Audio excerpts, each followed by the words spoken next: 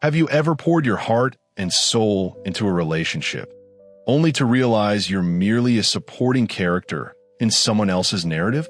It's a bitter pill to swallow, yet one many of us have had to endure. Often, we brush it off with the thought, that's just how relationships are. But let me tell you, this isn't how they should be. You're not a tool for convenience, a stepping stone, or a placeholder in someone's life. You deserve better, and recognizing this truth is the first step toward reclaiming your worth. Today, we're diving deep into the subtle but undeniable signs that you're being used in a relationship. These aren't always the glaring betrayals. Sometimes, it's the small, insidious patterns that erode your self-respect over time. By the end of this discussion, you'll not only spot these red flags, but also gain the tools to rebuild your confidence and foster relationships rooted in balance, respect, and authenticity. Let's begin with the first signal, one-sided effort. How often have you found yourself carrying the entire weight of a relationship?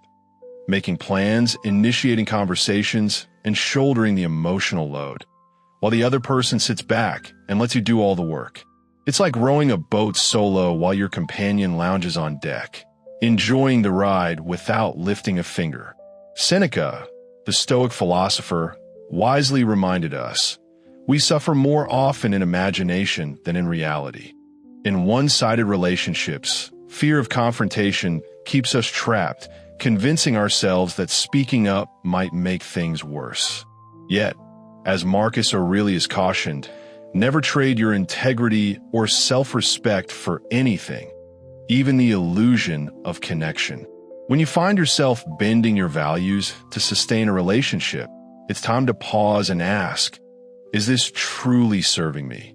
In these dynamics, you're the one who always reaches out, makes excuses for their lack of effort, and carries the emotional burden alone. Over time, this imbalance breeds resentment, loneliness, and exhaustion. Healthy relationships thrive on mutual effort, a shared commitment to nurturing the bond.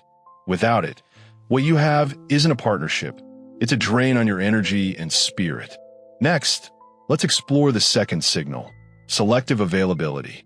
Have you noticed certain people in your life only show up when it suits them? When they need support, advice, or attention, they're suddenly present. But when you're the one in need, they vanish, claiming to be busy or unavailable. This isn't just about physical presence. It's about emotional engagement too. A relationship built on selective availability reflects a profound imbalance. One person gives endlessly, while the other takes whenever it's convenient.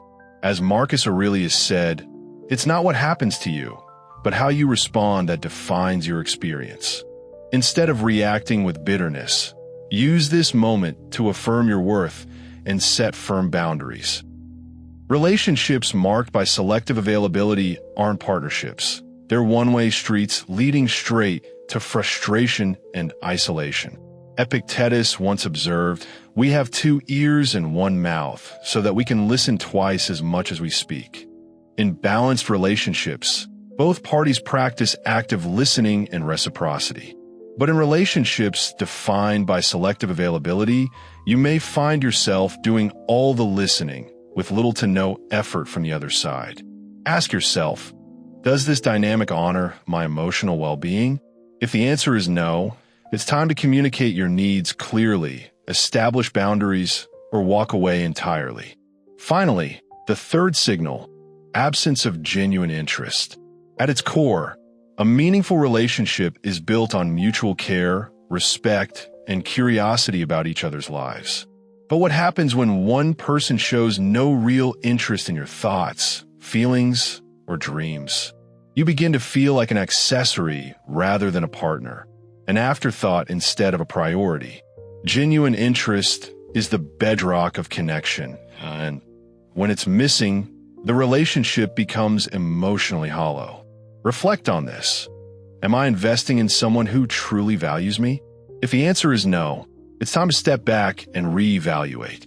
True relationships are anchored in mutual respect and care. Without these elements, you're likely being used without even realizing it. Ultimately, remember this. You deserve relationships where your value is seen, celebrated, and reciprocated. Don't settle for anything less. You were never meant to be someone's emotional crutch, their passive listener, or their backup option. You deserve relationships rooted in reciprocity and respect, where both parties invest equally in each other's growth and happiness. By identifying the warning signs, unequal effort, inconsistent availability, and a lack of genuine interest, you can begin to reclaim your power. Establish clear boundaries, articulate your needs, and, if necessary, step away from relationships that drain rather than uplift you. Your worth is immeasurable, and it's time to demand that your relationships reflect the care and respect you so freely give to others. A truly meaningful relationship thrives on mutual engagement, a shared curiosity about each other's lives, emotions, and experiences. This stands in stark contrast to one-sided dynamics, where one person shows little to no authentic concern for the other. Aristotle would likely describe such imbalances as a failure to achieve what he called the friendship of the good, where mutual respect and virtue form the foundation of connection. In these lopsided relationships, the absence of empathy often signals a transactional bond, where one party prioritizes their own needs over fostering a deeper, more authentic connection. Seneca, the Stoic philosopher, believed that relationships should be built on mutual benefit and respect, not personal gain. When someone disregards your well-being, struggles, or aspirations, it reveals a profound lack of empathy, a fracture in the very core of any meaningful relationship. This neglect can leave you feeling isolated, unseen, or insignificant, echoing Carl Jung's insights into human development. Jung emphasized that forming deep, meaningful connections is essential for personal growth and self-realization. Without these connections, we risk stagnation, unable to fully integrate our individuality and purpose. In the Stoic tradition, Epictetus urged us to focus on what we can control, especially in relationships. If someone demonstrates a lack of genuine interest, we cannot force them to care. Instead, we must direct our energy toward cultivating relationships that are mutually supportive, enriching, and aligned with our values. Socrates, with his method of questioning, might encourage us to reflect deeply on the nature of our connections. Are they based on mutual respect, or do they lean toward imbalance? This ongoing self-examination can guide us toward healthier, more balanced relationships. When emotional manipulation enters the equation, vigilance becomes even more critical. Emotional manipulation involves exploiting guilt, pressure, or subtle coercion to sway someone's behavior, often preying on their compassion or vulnerabilities. Seneca would see this as a direct assault on our inner tranquility and peace of mind. Recognizing manipulation for what it is empowers us to protect our integrity and resist attempts to exploit our emotions. Marcus Aurelius, another Stoic thinker, stressed the importance of staying true to our nature and reason, particularly when faced with external pressures. We must shield our internal peace from forces that seek to disrupt it. Plato, with his emphasis on truth and justice, would likely view emotional manipulation as a corruption of both, undermining the soul's pursuit of what is right and harmonious. Another red flag in problematic relationships is the disregard for personal boundaries. This can manifest in various ways. Constantly shifting plans, expecting unwavering availability, or ignoring your needs and preferences. Stoic teachings, particularly those of Marcus Aurelius, underscore the importance of respecting others' dignity while maintaining self-respect. Allowing someone to repeatedly violate your boundaries contradicts this principle, perpetuating unhealthy, one-sided dynamics. Seneca would argue that balancing self-preservation with our obligations to others is crucial for sustaining strong, respectful relationships. Ignoring boundaries creates an imbalance that leads to harm. Epictetus, ever focused on control, would remind us that while we cannot dictate others' actions, we can decide how we respond. Asserting and protecting your boundaries is an act of self-respect and empowerment. Carl Jung's concept of individuation, the process of integrating all aspects of oneself, highlights the necessity of honoring and asserting personal boundaries as part of becoming whole. Healthy relationships require mutual respect for each person's space and individuality. When boundaries are consistently ignored, the foundation of a meaningful connection begins to erode. Philosophy and psychology converge on a shared truth. Relationships should be built on mutual respect, understanding, and emotional integrity.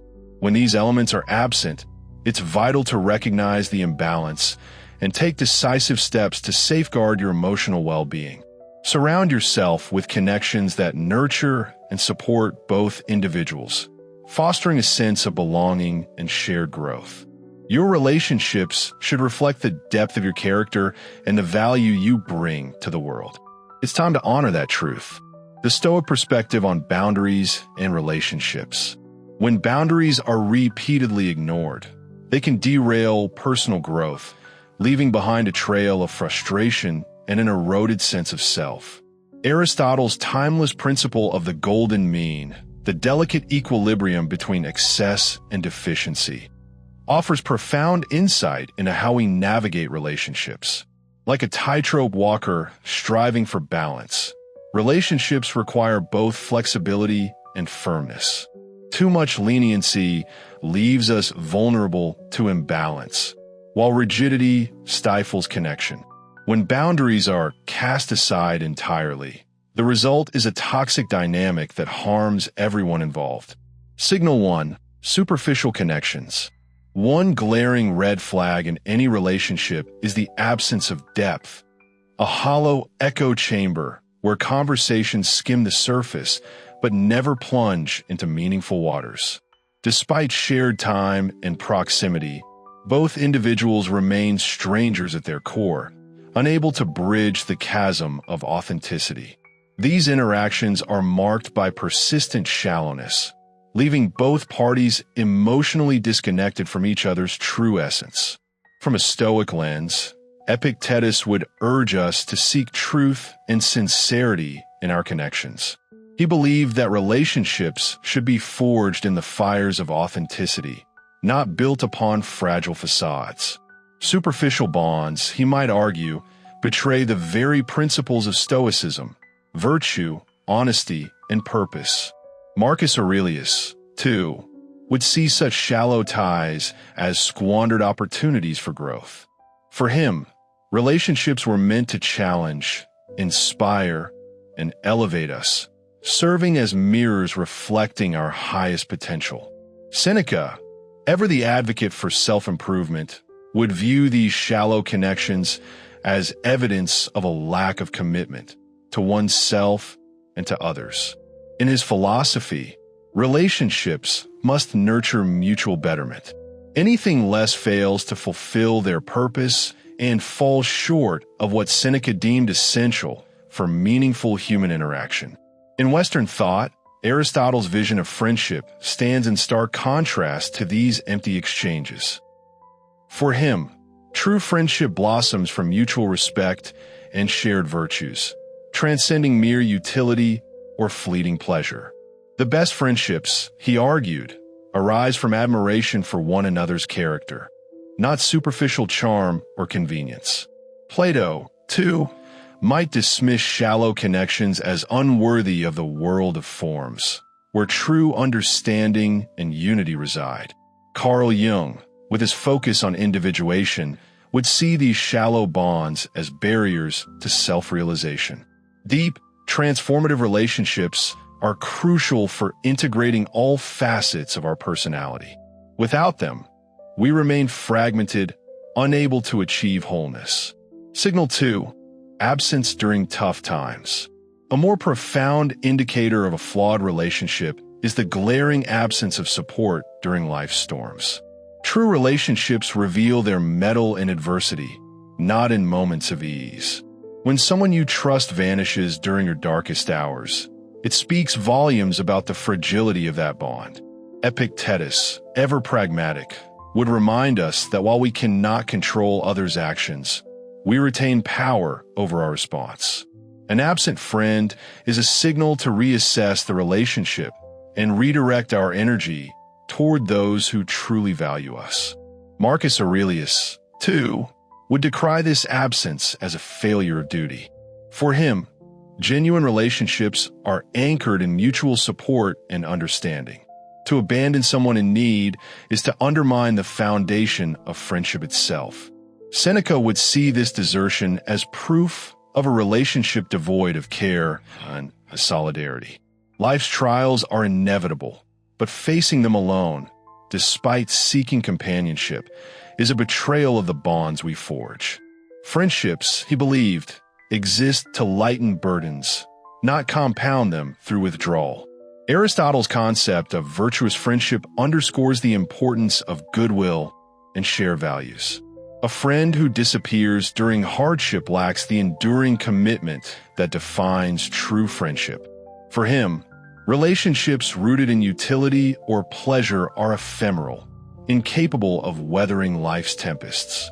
Plato would agree, seeing this absence as evidence that the relationship has failed to ascend to its ideal form, a deep, unwavering connection grounded in mutual understanding. Jung, too, would emphasize the critical role of emotional support during tough times. The absence of a friend in moments of struggle robs us of the vital connection needed to navigate challenges and achieve self-actualization. Conclusion: the worth of a relationship isn't measured by ease or frequency of interaction, but by the presence and support offered during life's crucibles. You deserve relationships as rich and authentic as your own capacity for empathy and commitment. Seek connections that challenge, inspire, and sustain you. Relationships that honor the depths of who you are. Authentic connections are the ones that uplift you when challenges arise and inspire you to grow into your highest potential. If today's message struck a chord with you, don't let this be the end of your exploration. Dive deeper by exploring the playlist on the screen for valuable insights on fostering and maintaining relationships that are both healthy and meaningful. Continue to seek out bonds that reflect your true value, because in the intricate design of life, every strand of real connection we create enriches our world with resilience, warmth, and vibrancy. Stay aligned with your authentic self and keep striving for relationships that infuse your life with purpose and joy.